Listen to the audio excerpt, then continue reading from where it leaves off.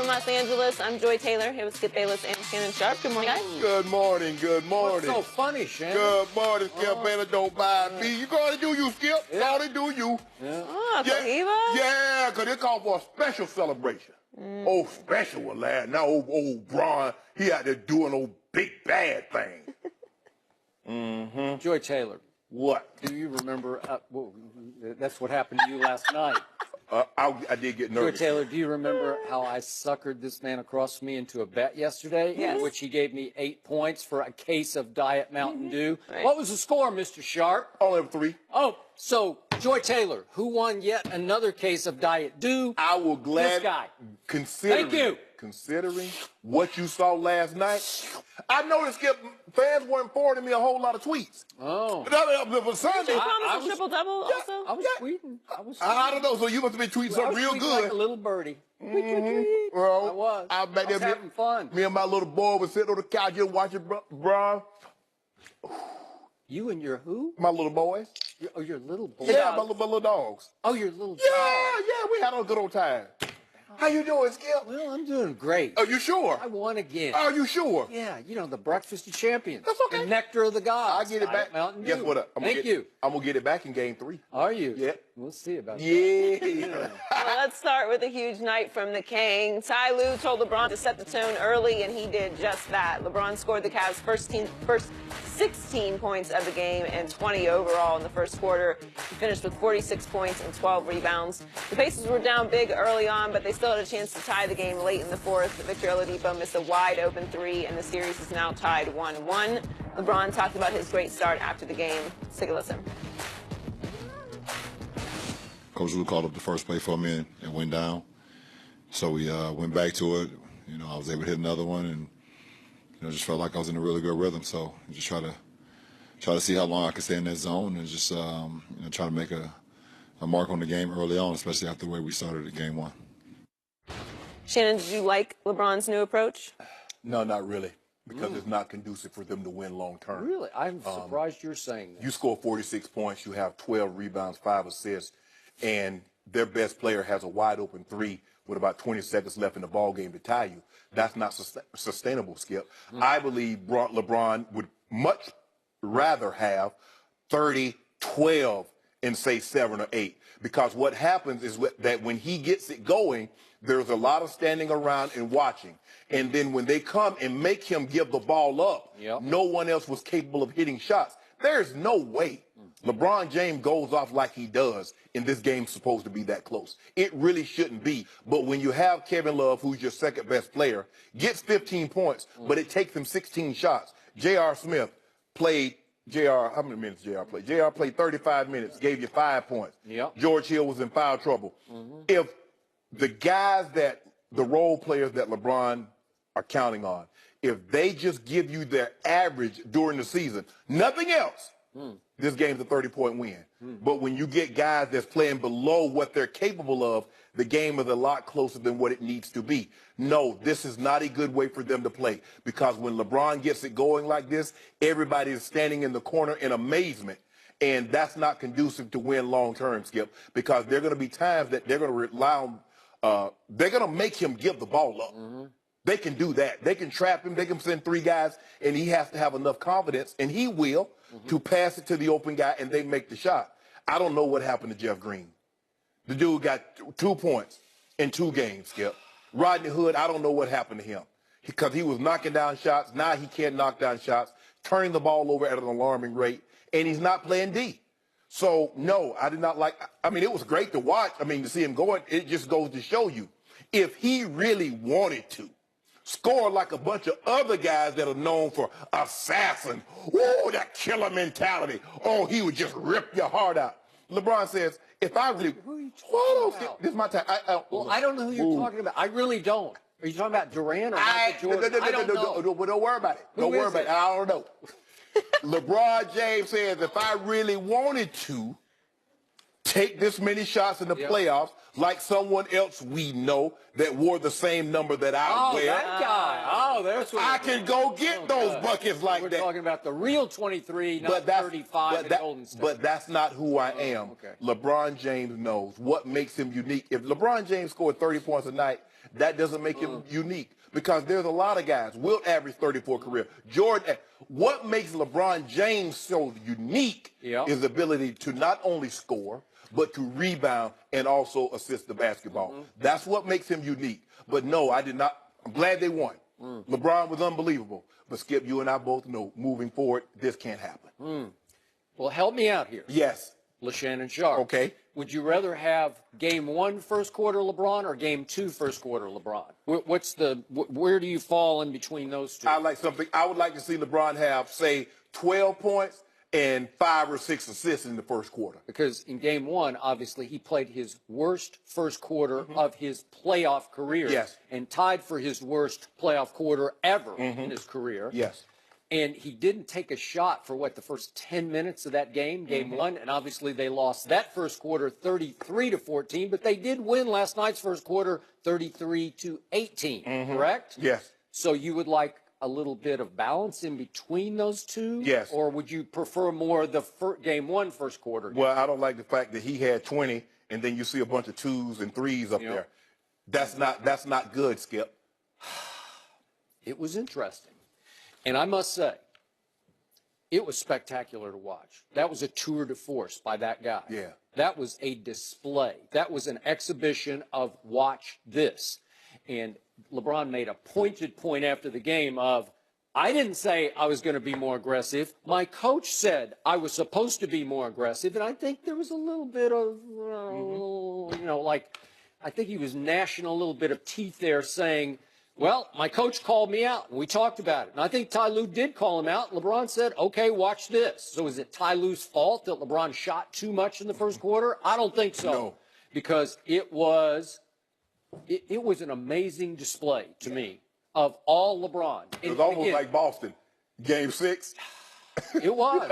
It was. And when he gets it going, if he's making his threes on top of attacking, then you got no shot. Got nothing. And if he's making the Jordan-esque fallaways, which he made a couple, one a little lucky, but he was just No luck. Well, it bounced around. No, don't do that, Skip. Well, it did. But he had it going. He was into his bag, as they say. Toolbox. It was a toolbox. He had it all wide open. Yeah. He just spilled it all over the Pacers. Quick point on that, though. Do you realize Nate McMillan, he's a wily head coach now. He's been around. Remember, this is his 14th year as a head coach. Remember, he went Seattle, Portland, Pacers. Correct. Been around, knows a thing or two about a thing or two. So it shocked me, and again, because I was rooting against you because of our little 8-point bet, but I was like, Nate, what are you doing? He put Bogdanovich on LeBron for most of the night. Bogdanovich? Yes. Now, Bogdanovich is 6'8", but he can't guard LeBron James. No one can. Okay, so I think Nate just basically said going into the game, I think he was anticipating that salvo from LeBron in the first quarter, and I think he was trying to tell his team, just weather the storm. For one thing, it's going to take a lot out of him, and it did. You saw him at the end of the first quarter. He was just dripping, man, because that took a lot of energy. It does. Right? Yeah. Okay, so Nate's saying, I'm just going to put Bogdanovich on him and say, just hang in there. Right. Just do the best you can. And they did not double him in the first quarter. It wasn't like they were running 3 guys at him. No. And I think they were saying, Rodney Hood beat us. Whoever, name somebody. You guys Kevin beat Love. us. Yeah, all of George you guys. Hill. You guys, you're on. You be the stars tonight. Right. We'll let LeBron, if he wants 60, he can have 60, but somebody else is going to have to score 40 more points to beat us, right? Okay? So, if you had told the Pacers going into last night's game, LeBron's going to go for 46 on 17 of 24 shots, but your best player is going to have a wide open 3-point shot with 27 seconds left. Will you thank you, God, we will take that, Absolutely. correct? Absolutely. Because as much as LeBron scored, the thing that was happening at the same time was Victor Oladipo wasn't scoring. What happened to start the game? And I'm going to boil this game down for you. Again, I was looking at it more from the Pacers' perspective.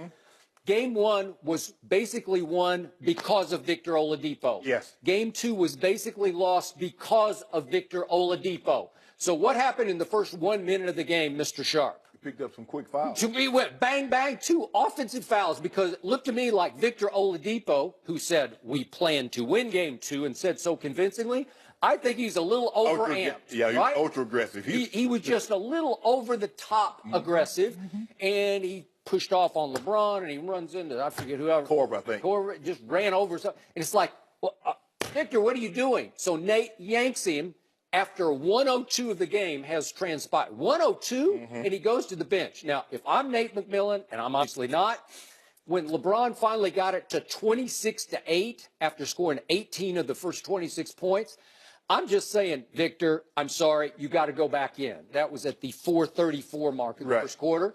And instead, Nate said, nope, I'm going to sit him for the whole first quarter. So Victor Oladipo, easily their best player, played for 1 minute of the first quarter. So LeBron is going off, and it's going to end up 33-18, and Victor's not going to play more than the first minute. Mr. Sharp. Then what happened when he came back in the second quarter? Here came Indiana. Right. Correct? So second quarter, the Pacers win at 28-25. The third quarter, the Pacers win at 21-16. The fourth quarter, the Pacers scored 30 points and won at 30-26. So suddenly they're creeping back into the game because LeBron couldn't keep up the onslaught, although he got all the way to 46. But Victor Oladipo started to play pretty well. Yeah. And then in the third quarter, after I campaigned for it yesterday, guess what happened? LeBron James said, let me take Victor. And in the third quarter, he attempted to take Victor quite a bit for most of the third quarter. Yeah. And guess what I saw, Mr. Sharp? He couldn't cover him. No, LeBron had a hard time. Yeah.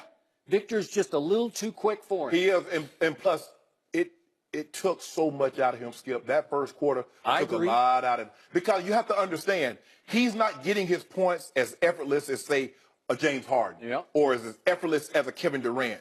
He's a drive, he's a absorb contact guy getting to the bucket. So those bumps and bruises over the course of a game, and what makes it so much more difficult, Harden is not, they got Capella. Capella's basically going to get all the rebounds. They got Ariza. He's going to get a lot of the rebounds. And so LeBron knows LeBron can never have an off night, and they win a ball game, especially in the playoffs. That's a fact. Because we've seen guys, we're going to talk about James Harden, goes 2 for 18, and they win by 20. LeBron James goes. That's, to me, that's more about the Timberwolves than about the Rockets, but we'll get to that later. But here's the thing. LeBron James goes 7 of 17 in game one, and they lose by 20. So he can't have an off night. But the best thing LeBron was trying to do was deny Victor an opportunity to get the ball. Because once he got the ball in his hands, they're going to clear out, and then he starts dancing. Okay. But the defense, Skip, you got to make up your mind. Okay, it was apparent to me they were going to trap or blitz the pick and roll. And then on the last play in the pick and roll, everybody rolls with the guy going to the basket and leave Victor Oladipo wide open. You've trapped it every time. You've blitzed it every time. Why this time? All of a sudden, everybody take the roll man. Larry Nance Jr., you got help on your inside. You don't give Victor Oladipo the baseline to the basket. It's just common things. They trap the pick and roll. JR's, I don't know what JR mind is, Skip. And then they get backdoor layups. And he raised his hand like, yeah, my bad. Yeah, bro, I see it. Yeah, it's your bad. Yeah, you. So I do have to give JR one big point from last night. He did, for much of the game, take Victor Oladipo when Victor was in the game. Right. And I thought a crucial turning point momentum play happened with 3:05 left in the game when Oladipo lost the handle briefly and just kind of nonchalantly went after the ball, and JR just dogged him and attacked him and relentlessly went after the ball and separated him from the ball a second time and just went and got it and scored it. And it was a big moment. It put them back up 7 and gave them enough of a cushion they could withstand the Pacers' onslaught that was about to come from Darren Collison. I'm going to remind everybody, Darren Collison led this league in three-point shooting, 47%. And he hadn't made one until those last couple of minutes. And all of a sudden, he made 2. And they were huge because all of a sudden, it cuts it to 3. Then my man George Hill, ex-Spur, he not only missed a shot, but then he offensive fouls, pushes off. And all of a sudden, it's timeout, Pacers ball, down 3. And I'm thinking, okay, LeBron, are you going to take him or is JR going to take him? And they decided in the huddle, clearly, JR is going to take Oladipo as he dribbles the ball up the floor. Correct. And then to your point, for reasons I can't understand, Bogdanovich came and sat just a sort of a so-so pick. Yeah, It wasn't any big deal. No. And JR, this is just me. You just fight through it. It's easy to fight through that one. It wasn't going to nail you. He could have just slipped right through it, and he just gave up quickly and said, no, we're going to switch. And it was up to Kyle Korver to switch, and Kyle's kind of looking at JR, and they're looking at each other, and Victor just dribbles off to the right wing and looks around and says, oh, I guess I can shoot this, right? And the problem was he was so wide open. He was too wide open. And I thought he missed it badly. Yeah, but you know what's good? What I really want to talk about? There was something that transpired because up until that point, LeBron James had 42 points. Now, he ended up with 46. If you don't mind telling the people at home, how did he get those last 4 points? He made those free throws. Hold on, Skip. I got to set it up. Let me give you the setup. I'm going to tee you up. Now, it's been reported that LeBron James, there was a big old article last year written about how LeBron James avoids getting the ball in late game situations because those demons are in his head. There was a big old article, Joe, about like 6 pages, how he runs from the free throw line. Now, historically, he has run from it when he has the choice to run from it. I'm saying Did he have the choice last night? No, he did not. He could have gave up the ball. No, as soon as he touched the ball, they just attacked him. He got the rebound, and they fouled him because of that one. The next time, guess what happened, Skip? Were these do or die free throws? Yeah. No, they weren't. Oh, so now they need to be doing, because here's the thing. Now, you told me last time this was an opportunity to make it moot. It was going to be a 4-point game. It was going to be a 5-point game. What happened in Philly at the end of the regular season when he got fouled on the 3-point shot? Oh, so now those do or die. Well, I'd say those are do or die because you got to make 3 to get to overtime. So what about these right here? Well, these are just holding them off. Oh. This is going to put it up 5, So put it up 6. If he hits those 3 free throws, do they win the game? What do you mean, do they win? In Philly, if he makes all 3 of those free throws, do they win the game? Well, it gives you a shot at overtime. Oh, okay. So what did these free throws do? Just held off the Pacers. So let me ask you. So I know what would have been said had he, even though he had 45 points, had he missed those free throws, Indiana win the game. That would have been the narrative. Well, not how well he played. I know, but the Pacers didn't cash. Oh. Oladipo missed a wide open 3, and then he comes down again, has another chance to cut it to just 1 point. What did he do, Shannon? Help me out. What did he do? Who? Victor. With 10 seconds left, he has a chance to cut it to 1, and now we're going to have another game. We got it back on the table. We're going to have nothing. Victor shot an air ball. Yeah, okay. He airballed from 3. But see, Skip, and that's the thing. See, I don't base on results. I look at the totality of it. See, you like to look at the game, okay, well, he missed this, so he couldn't have played well. But he didn't. He didn't give you that opportunity. Made them old clutch free throws, stepped up like I knew he would. Yeah, but it didn't bother me a bit because I had 8 points, and I was still sitting real pretty. I don't care about that, dude. Because you know what? Oh, you don't there was care. There was a stat that you would have cared if you had won. I'd have cared about the You would have come out here with yak. No. You know what? There have been, in the last 35 years, a 40, 10, and 5 game. Skip, do you know that LeBron James has 10 such games? 40, 10, and 5. That's good. The next 2 closest players combined, Joy, they have a grand total of 8. One Shaquille O'Neal, and the other is arguably the greatest basketball player of all time. One Michael Jeffrey Jordan. So you mean to tell me, Skip, the greatest player of all times in the last 35 years has only had how many of those games? Wait, he only had 5 assists last night? 40, 10, that's my point. Thank you. I'm glad you... Wait, you called a triple-double last night. You almost called it by halftime. And this is my point. This is why I said, no, the way LeBron playing like this is not good because they will concede giving him 40, 50. You just can't give him 30 and let him have 15 assists because that means Rodney Hood. Because nobody else can create their own shot with the exception of Jordan Clarkson, who has not been playing well, I might add. But you and I both know this is not sustainable. And we're going to talk about it later, what Ty Lue said. What'd he say? LeBron doesn't have enough help. We're hearing it again. It's already back. The excuse is back. It would have been great. LeBron doesn't have enough help. LeBron says, you know what? Yet, I thought Ty Lue made the move of the night. He inserted JR and Kyle Korver. And I'll tell you big changes were coming. I thought they both played really well. I knew big changes was coming. Okay. You can't, Skip, you can't have a situation. Jeff Green scored 0 points. Okay, but Kyle Korver played. He gave 4 3. Yes. I thought he shot it great. And there's a big clutch one in that corner. Okay. That short porch. Yeah. Knocked it down. Oh, no, do that. I don't like that one in game. Yeah, he 3 missed last it. year. He missed. One But that see, really mattered. But here's the thing, though, Skip. You don't know what a person would do under pressure until he's under pressure. Nobody knew. How many times had Michael Jordan taken that shot as a freshman in that kind of situation? He never had. He was a freshman. My point is, Skip. He made the shot of the year in college basketball as a freshman. But Skip. Was that a sign of things to come? I That's- would say yes. That's my point. Huh. Had he missed it, you like, why are you letting the freshman take that shot? Why didn't the college player of the year, the Wooden, the Naismith, ACC, big game James Worthy, why didn't he take that shot? I don't know. It's a good question. Yeah, because you know why? Because he made the right play. They swung the ball. Michael Jordan was wide open. He hit the shot. Michael Jordan said, I'm just going to step up. And guess what happened? LeBron James made the right play. Kyle Korver missed the shot. But you know what? 30-15, 30 and 12, 30 and 15, that's more sustainable for winning. Shannon Sharp. Yes, sir. Speaking of Diet Mountain Dew case bets. Yes. So we have another case bet on the fact that you say that LeBron James is going to make 80% of his postseason free throws. Yeah. Correct? Yeah, that's what I said. So what is he sitting on right now, in spite of the 4 he made in a row to end the game last night? Where is he?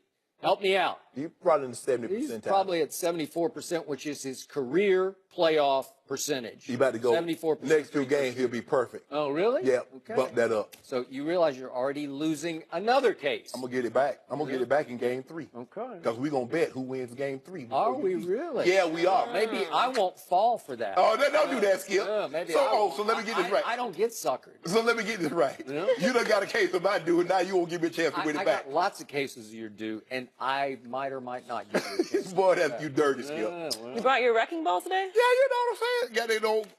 You know, is that see, Joe, I was gonna give you. No, I'm because talking you- about your Yeah, that. your thing. Oh, that was LeBron. LeBron was wrecking, Or is came that, like is a that wrecking a ball. medieval flail? Yeah. What Yeah, is thing it they sling around. exactly? It's a mace? No, that's not what you call that. Huh. You call that swag. Swag? Yeah, that's what it's called. Is it panic time in OKC after a bad night by the Big Three? We'll discuss that next.